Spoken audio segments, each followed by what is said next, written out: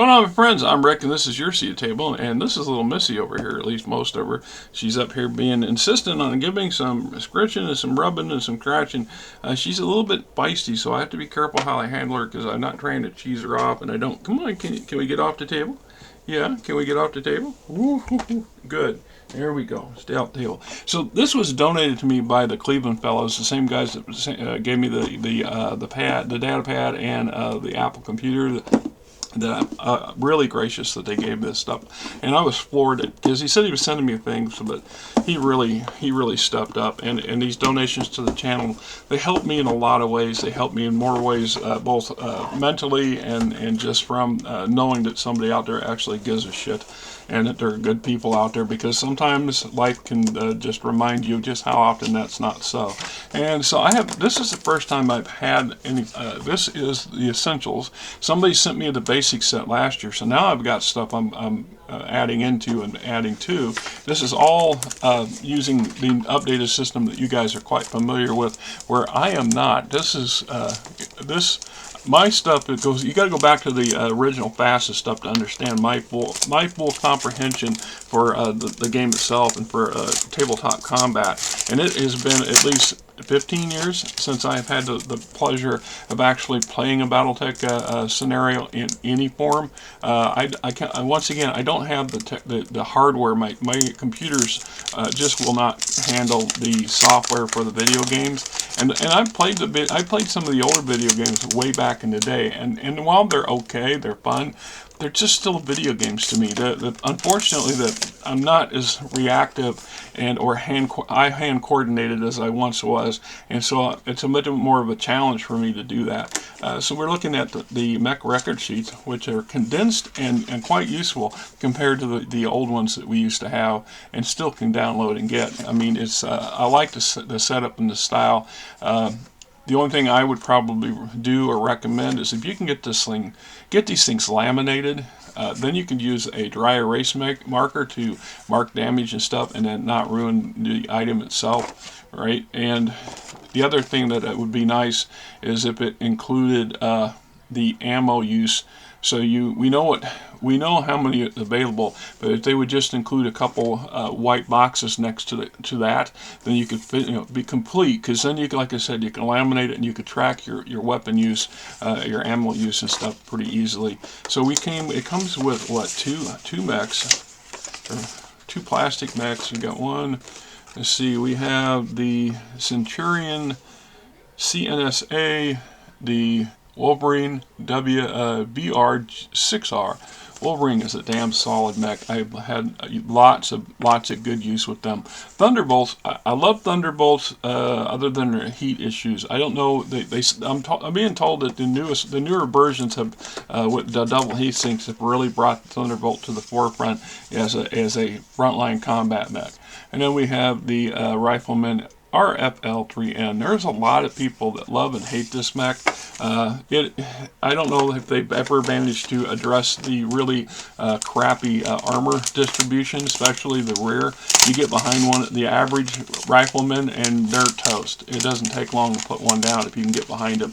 That makes they're really susceptible to light and medium mechs, more so than other heavy mechs are, because of that problem.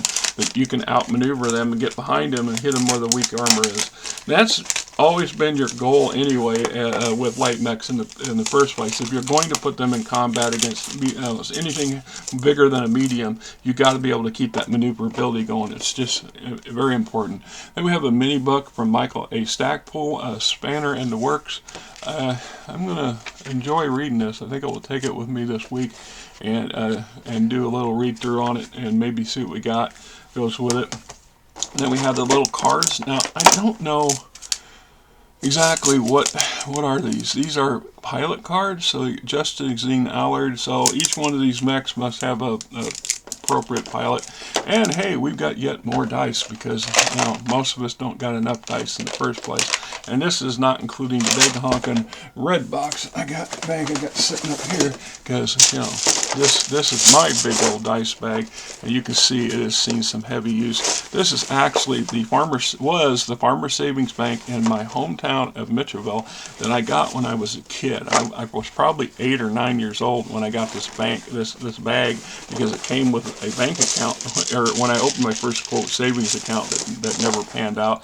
But anyway, you can go in there and see. Look, there's original dice right there. It came from early box sets. I don't know about Gamble World or these are TSR products from the early 80s, right? And then there was this fad for these crystal dice all through the late 80s into the 90s. So I got quite a few of them, and then they switched over to these more solid colored dice, and I believe that's a 30-sided dice, and of course a little more flashy. So you've got, you know what, damn near 50 years worth of dice in here.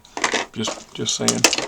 And at one point, you know, I've had friends in the past that had bags that you could probably bludgeon somebody that did that. I suppose you could with this. This is respectable, but at the end of the day, how many bloody dice do you really need to have? That's how I kind of looked at it. Unlike some friends of mine who just collect them for the sake of collecting them. So in with the box set, we got the dice.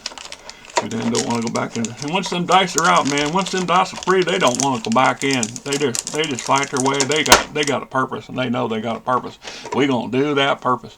So we got our Centurion and Warhammer, or excuse me, Rifleman minis. I love these minis. I still have some out front that I started painting 7-8 months ago, and haven't touched them in months. It's hard for me to see. My eyesight's, you know, it just is, and I've never been a top-notch artist. I just painted for the passion, and because I wanted some color to my mechs. So we got some cardboard cutouts. Now these are much improved over the original stuff. I can see it came with some bases. Very nice. Probably will not take up out of that thing there. And then we get yet another map. And have you seen the backdrops and stuff? I've got plenty of maps. And sometimes I use them for backstops for the table, and sometimes I don't. I think we're going to leave that one out. And we got the Instant Guide to the Inner Sphere. BattleMechs and MechWarrior, Solaris 7 Arena map rules, because you got to have some Solaris 7. If somebody just wants to get some player versus player, break out the Solaris stuff, because that's really what that's suited for. Basic rules for the Essentials, for the quick start rules. This would be very handy for me if I ever get an opportunity to actually sit down at a table again and play.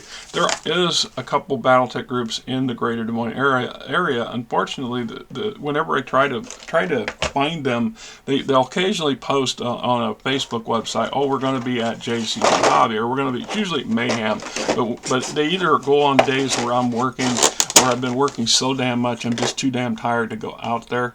And the couple times that I have stopped by out there, nobody was there. So either I missed them and they left, or I misunderstood their posting and their dates.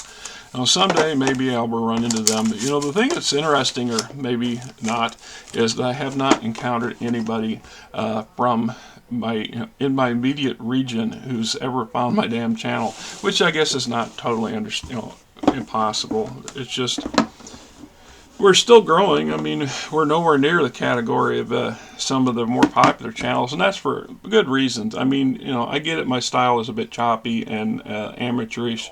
That's me. You know, I mean, I can.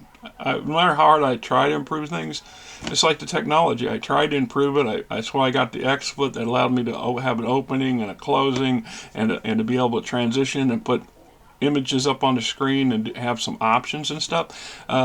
So I got used to using that one program, and it has a lot of functions I have never tried to use. The idea of being able to sit for 4 or 5 hours a day in the evening just to fiddle with editing videos and making, you know, new cuts for those videos. It's just not a practical thing for me these days, and you've heard me cry and bitch and moan about that enough. So I'm trying hard not to keep adding that in there, but it's just never mind. It just is what it is. So hey, if you're new to BattleTech, this is a great box set to have. If you've been around BattleTech a long time, I still think this is a great box to add to your collection. If nothing else, it comes with a couple nice little minis and some extra stuff on there. But the fact of it is, Catalyst put some effort into it, and it looks very nice. And I hope someday to actually be able to play again. I'm sure, though, they will be guiding my decrepit old MechWarrior through his phases with their updated and new understanding of the game and knowledge. Anyway, little Missy's over here settle down for a minute. It is Saturday the 15th, I believe, and the weather's kind of looking a bit gloomy outside. They're talking maybe, I've been talking weather aware for 3 or 4 days. The temperatures are supposed to spike up to the 3 digits today, but I'm starting to wonder if that's going to happen with the overcast that we have. There's some storms moving into the southwestern parts of the state, but so unless the conditions are ripe for something to break loose, but I don't think it's going to. I think it's going to just keep marching along the way it is. So anyway, I'm Rick. Little Missy's over here. Hope you guys had yourself a great week.